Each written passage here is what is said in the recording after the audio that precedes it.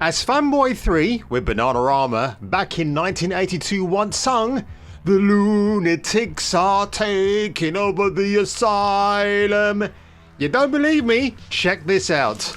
Interesting. Nice. Didn't see it coming, but I'm definitely keen to see what they do with the show next year. After Chibnall's era, I'm just hoping it's better. I was expecting Tia Miller. She's already been a Time Lord in an episode and has been on shows with RTD before. But honestly, I trust RTD to write Shooty as a good doctor, and if he believes in him, so do I. I'm genuinely looking forward to the future of Doctor Who. Jason, if you have a point, do come to it. All right. This job is a bit out of my franchise, but it's a little housekeeping that needs to be done.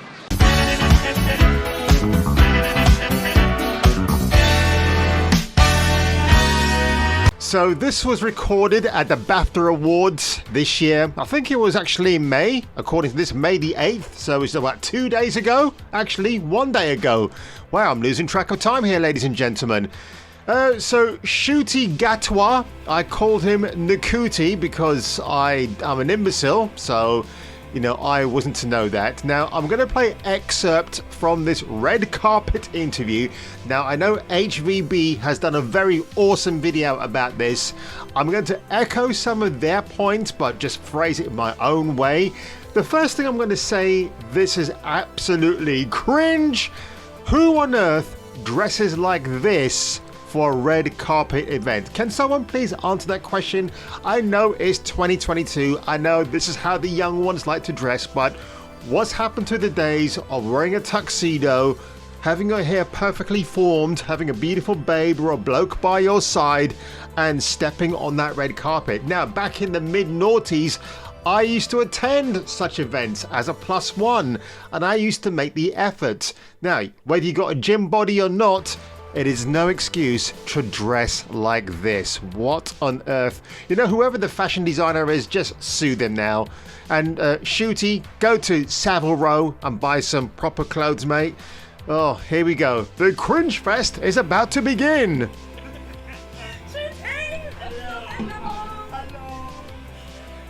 Oh, God. I think these two know each other for like 10 years. I'm sorry, females who wear their hair up and look like a donut. You look like a donut. It doesn't tell me anything about you being feminine. I really hate that look for women. Let's just pull my hair up and then you can see my big massive forehead. Speechless.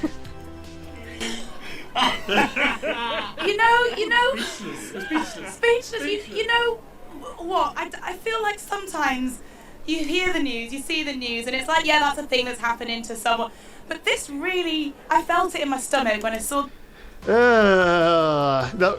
All this celebration about Shooty becoming the first black Doctor Who, they completely forget that Patterson Joseph, a guy that I thought was always a really great actor, he had a chance at being Doctor Who, and this is probably going back to maybe, I think after Christopher Eccleston stepped down, Patterson Joseph was one of the names they touted. And you know what? I think the BBC back then were a little bit scared about casting an actor of colour in an iconic role that's been mainly associated with the Caucasian. And I have no problem with that whatsoever. But it's funny how we're in 2022 now, and the BBC it's embracing diversity and everything else because apparently, according to Shooty, it never existed before. Oh dear, look at the body language there where he's kind of puffing, look at that, puffing his perfect pecs right in her face, and RDT's having a bit of a good old gander. He's a bit of a dirty old man, isn't he? Carry on.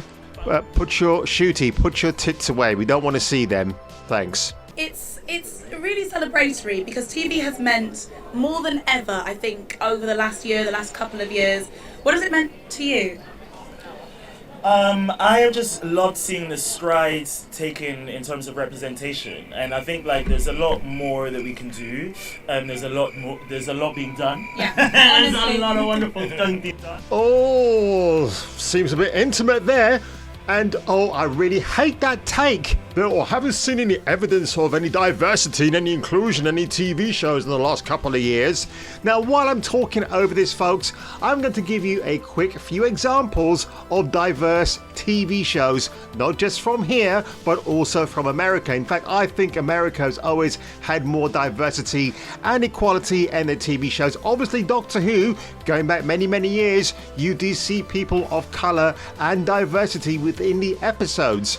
So again, this brainwashing hogwash that I see now and I hear from these imbeciles who just stand in front of us on a red carpet in the worst outfits possible, giving you their 10 cents worth about, oh, well, I don't see diversity in any of my programs, in any of my entertainment.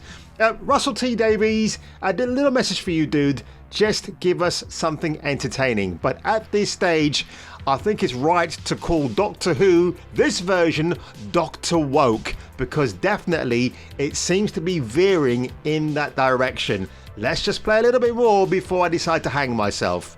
I'm just kidding, I'm not going to do that. But yeah, just seeing the diversity on screen is been great and pushed. Shooty, just to quote Kim Sims, you were too blind to see the diversity that's been in front of your very eyes. You see, if you grew up in the 80s, folks, diversity was aplenty in our entertainment, and a lot of the times it wasn't preached to you or shoved down your throat. It was organic, it was just a matter of fact. So what's the message and what's the action? What do we do next? Vote, I think, if you're Oh, so what's the message? Well, apart from the message that we're going to get from the new Doctor Who, now this is something that HVB talked about on his video about the TV license. The TV license to me is like the council tax that we were just forced to pay because it was very, well, it's here, folks. Just start paying away. Don't question why you've got to pay for it, you just pay it. But with a TV license, in my case, I'm fortunate that I don't have to pay it. But if the time ever changes where I have to, I won't do it. I'll actually send the BBC an envelope stuffed with many other return envelopes from them and tell them where they can shove it, because there are some great videos on YouTube. If you just type in how to avoid paying the license fee, there's one guy, I can't remember who he is, but basically he's got a stockpile of letters about that high where the BBC are just asking for his money for their fee. The fee that goes towards maybe more abuses, shutting out absolute garbage, woke garbage now. This is why I call it the BBC. I can't take credit for that, of course. We know who actually coined that phrase. And yeah, good luck, Russell T Davies. Vote out the current government, bring in Labour, and maybe, yeah, you're going to get your wishes. But I'm sorry. Yeah, nobody likes the TV license. I won't pay for it. I've never paid for it. Just not worth it. You're better off with a streaming service. And that's it, folks. That was the coverage that I could show you of Shooty Gatwa, shoot me in the foot right now, please, and Russell T Davies being absolutely cringe on the BAFTA TV Awards 2022, which I believe was actually shot yesterday. I have no desire to see the next Doctor in action unless someone tells me, oh, it's really, really good, it's not woke, because Russell T Davies, his stint on Doctor Who was fantastic. He wasn't woke. He got great performances out of all of his Doctors, even if the stories didn't sometimes hit the way you wanted them to. But I have no desire, no hope to see this version of Doctor Who. Like I said, Patterson Joseph should have been the guy to have played him, but maybe he was too based. Maybe there was other things that we don't know about him, why he didn't get the role. It's a weird, weird time in Cloud Cuckoo Land, folks. So if you enjoyed this video today, folks, make sure you like this video, make sure you share it, make sure you get your sonic screwdriver and stick it where the sun doesn't shine. And until then, if I were you, check me out on my next video. Jason King on Kung Fu Hot Dog. Your face, your ass, what's the difference?